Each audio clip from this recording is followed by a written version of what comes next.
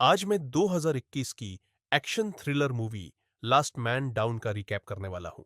एक प्लेग के बाद जब ह्यूमन सिविलाइजेशन वाइप आउट हो जाती है तो सर्वाइवर्स को गवर्न करने के लिए एक आर्मी उठ खड़ी होती है। उनसे भागते हुए एक प्यारी सी वुमन को एक मिस्टीरियस वॉरियर मिलता है जिसके पास वो की है जो इंसानियत के बचे खुचे हिस्से को बचा सकती है। जब एक वायरस ने यूरोप में लगभग पूरी मानवता को खत्म कर दिया तो सोब्रीविवियंटेस कोलाजेशन में रहने के लिए उत्तर की ओर चले जाते हैं, लेकिन पावर की लड़ाई वहां भी पहुंच जाती है। एक शाम जॉन नाम का एक सोल्जर और उसकी वाइफ एमिली को पकड़ लिया जाता है। जॉन को उस टाउन के उन रेजिडेंट्स को एलिमिनेट करने की जिम्मेदारी दी गई थी जो फेटल इलनेस से इन्फेक्ट हो गए थे, लेकिन कमांडर स्टोन को पता चलता है कि लगभग 500 लोग मिसिंग हैं। क्योंकि वो 500 लोग डिजीज फैला सकते हैं, स्टोन मांग करता है कि बताओ वो कहां गए। जॉन बोलने से इनकार कर देता है तो स्टोन अपनी राइफल उस वुमन पर तान देता है। सोल्जर उससे विनती करता है कि उसे छोड़ दो, क्लेम करता है कि मिसिंग टाउन्सपीपल तो उसकी यूनिट के पहुंचने से पहले ही भाग चुके थे। जब ये बात कमांडर को नहीं मानती तो जॉन उससे कहता है कि उसे ही मार डाले। वो आदमी बस मुस्कुराता है और एमिलिया के सिर पर गन कस देता है। जॉन बस पीड़ा में रो सकता है, अपनी वाइफ को बचाने में बेबस। 3 साल बाद जॉन अकेला एक लेक साइड कैबिन में रहता है, अपनी वाइफ की मौत से गहरे ट्रॉमेटाइज्ड। आर्मी और बाकी लोगों से दूर रहकर भी वो अपना शरीर मजबूत करता है और सर्वाइवल के लिए लड़ता रहता है। उस शाम किताब पढ़ते हुए उसे याद आता है कि कैसे स्टोन और उसके सोल्जर्स ने भागते हुए टाउन्स पीपल को एग्जीक्यूट कर दिया था। जॉन ने उन्हें रोकने की कोशिश की, लेकिन कमांडर ने उसे ट्रेटर कहा और बेहोश कर दिया। थोड़ी ही देर में जॉन को प्लेन से ले जाया गया। सफर के दौरान स्टोन ने दावा किया कि अमीलिया इन्फेक्टेड थी और वैसे भी मर जाती। शोकाकुल पति ने मानने से इनकार कर दिया, कहते हुए कि उसकी वाइफ का हाल ही में टेस्ट हुआ था, स्टोन ने ही उसे मार डाला। कमांडर ने तर्क दिया कि सेफ रहना बेहतर है, लेकिन जॉन को लगा वो इनोसेंट लोगों को मार रहा है।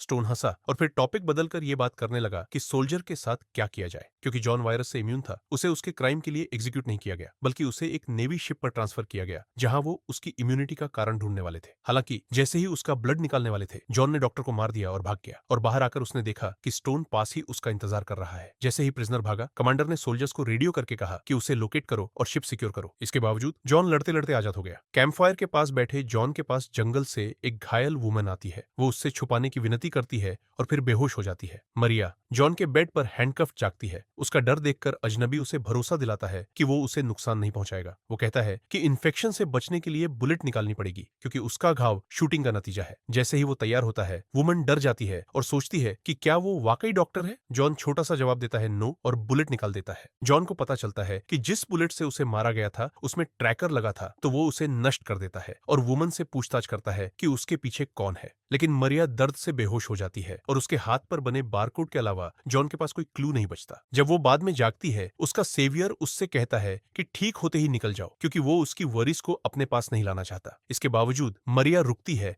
और ताकत मिलते ही मदद की कोशिश करती है। जॉन मना करता है और कहता है कि आराम करो ताकि जल्दी रिकूपरेट करके जल्दी निकल सको। कोई और चारा न होने पर वुमन कैबिन में लौट आती है। जब जॉन अकेला होता है तो 3 सोल्जर्स मरिया को ढूंढते हुए उससे टकराते हैं, क्लेम करते हैं कि वो कंटेमिनेटेड है। जॉन कोई रिस्पॉन्स नहीं देता तो ट्रूप्स वुमन को ढूंढने कैबिन के अंदर चले जाते हैं। ये देखकर जॉन हमला करता है और उनमें से 2 को मार देता है। हालांकि एक आदमी कैबिन में घुस जाता है। फिर जॉन को गनशॉट सुनाई देता है और उसकी हैरानी के लिए मरिया ने ही ट्रिगर दबाया था। उसने उसकी वेपन्स में से एक ढूंढकर उस सोल्जर को मार दिया। बॉडीज डिस्पोज करने के बाद जॉन शेड में जाता है जहां मरिया देखती है कि वो सोल्जर्स की राइफल्स स्टोर कर रहा है। वो जमा किए वेपन्स देखकर सोच में पड़ जाती है कि वो असल में है कौन। जॉन बस समझाता है कि उसे प्रिपेयर्ड रहना पसंद है। मरिया जोर देती है कि उसे रुकने और हेल्प करने दिया जाए क्योंकि उसने अपनी प्रोटेक्शन की एबिलिटी दिखा दी है। ये देखकर जॉन उसे मॉप पकड़ाता है कि केबिन में जो मेस हुआ है उसे साफ करे। साफ करते समय उसे एक स्प्लिंटर छुप जाता है जिससे वो फर्स्ट एड बैग ढूंढने लगती है और वहीं उसे कुछ हिडन वेल्स मिलती है। उधर ग्रेनाइट सोचती है कि उसने मैरिया को ढूंढने जो मेन भेजे थे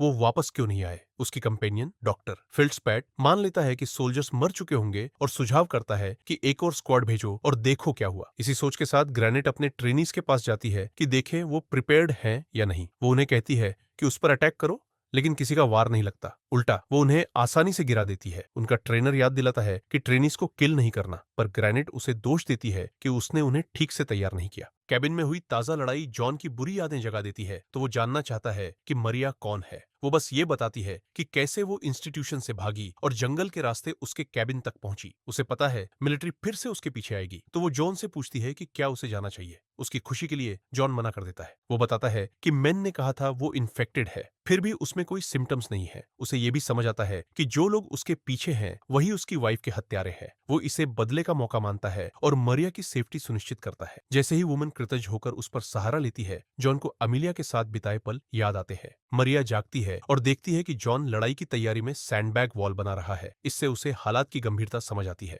दिन भर जॉन अपने घर की रक्षा करता है और सप्लाईज इकट्ठा करता है। शाम को मरिया उसे पूरी कहानी बताती है, अपने ट्रस्ट और थैंक्स दिखाते हुए। कमांडर स्टोन ने क्योर डिस्कवर कर लिया है और दुनिया को उसकी सख्त जरूरत देखते हुए वो उसे प्लैनेट पर कब्जा जमाने के लिए एक्सप्लॉइट करना चाहता है। उन्होंने वैक्सीनेशन उसकी ब्लड से निकाला क्योंकि वो इम्यून है, इसलिए वो भाग गई। उनकी ट्रूप्स को क्योर देने से इनकार कर दिया। वो चाहती है कि ये सबको फ्रीली मिले। जब जॉन को मसले की गंभीरता समझ आती है, वो आगे मदद न करने का फैसला करता है। स्टोन की स्कीम में फिर से नहीं पड़ना चाहता। मैरिया उससे विनती करती है, यहाँ तक कि कहती है कि उसकी वाइफ चाहती कि वो मदद करे, पर वो चलता बनता है। फिर भी उसे मनाने के लिए मरिया उसके वेपन्स क्लीन करने में हेल्प की पेशकश करती है। अगले दिन जॉन को मैरिया की गन हैंडल करने की एबिलिटी दिलचस्प लगती है, तो वो उसे वायरस से पहले की अपनी लाइफ बताती है। वो डेलिन्यूएंट बन गई थी और छोटे मोटे क्राइम्स से जीती थी। ये आगे चलकर वेपन्स इस्तेमाल तक बढ़ गया, जिसकी वजह से उसे प्रिजन जाना पड़ा। जब इन्फेक्शन फैला तो मरिया ही पेनिटेंशियरी की अकेली सर्वाइवर थी, इसलिए उसे लैब में टेस्टिंग के लिए भेजा गया। यहीं से उसकी इम्यूनिटी का पता चला। उसके प्रति सहानुभूति रखते हुए जॉन उसे शूटिंग स्किल्स सुधारना सिखाने लगता है, ताकि वो खुद की रक्षा कर सके। उन्हें पता नहीं होता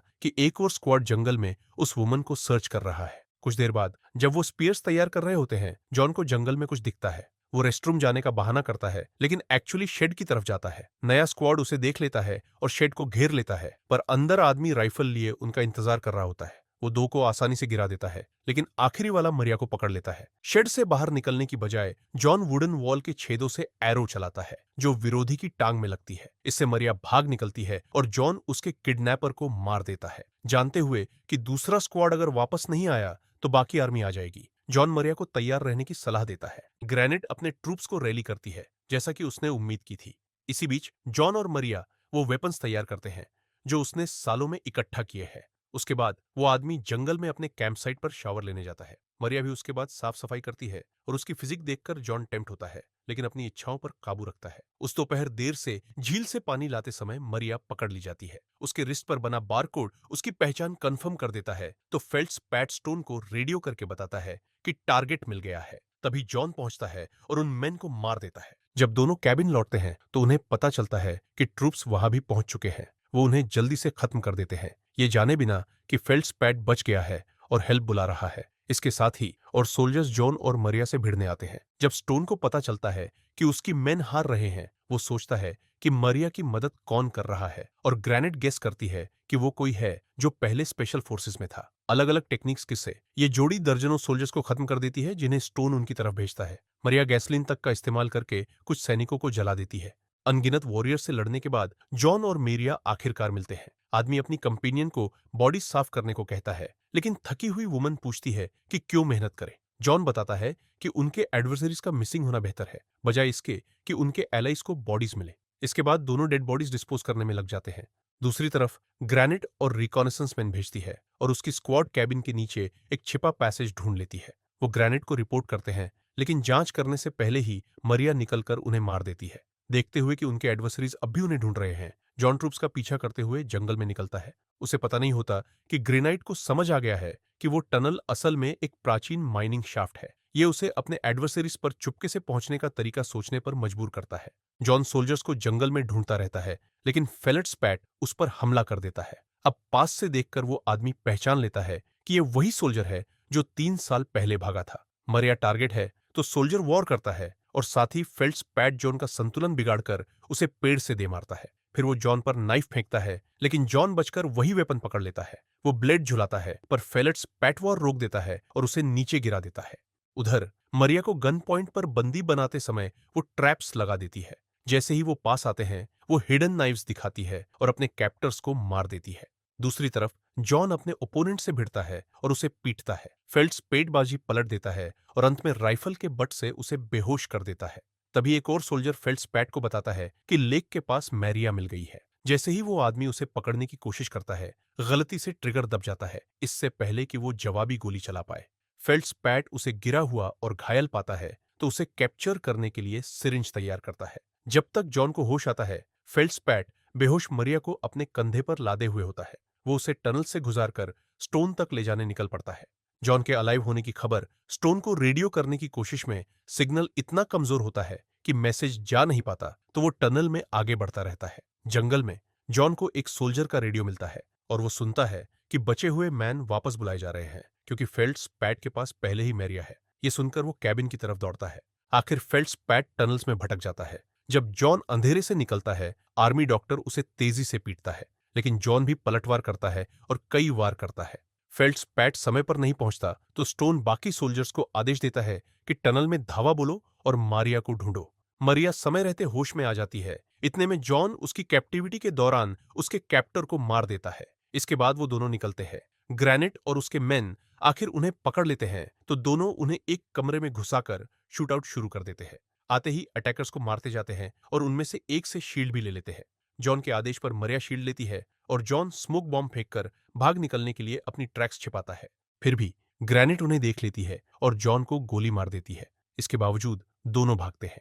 काफी दूर पहुंचने के बाद जॉन एक सर्विस हैच खोलकर अंदर छुप जाता है। इससे सोल्जर्स बिना देखे निकल जाते हैं। चोटों के बावजूद जॉन मरिया से छिपे रहने को कहता है जब तक वो दुश्मनों से निपटता है। वो मना करती है, कहती है कि वो उसके बिना जीना नहीं चाहती। जाने से पहले आदमी उसे ऐसा करने को कहकर हिम्मत देता है। मरिया रोए बिना नहीं रह पाती, क्योंकि उसे लगता है उसका आखिरी एलाई मर रहा है।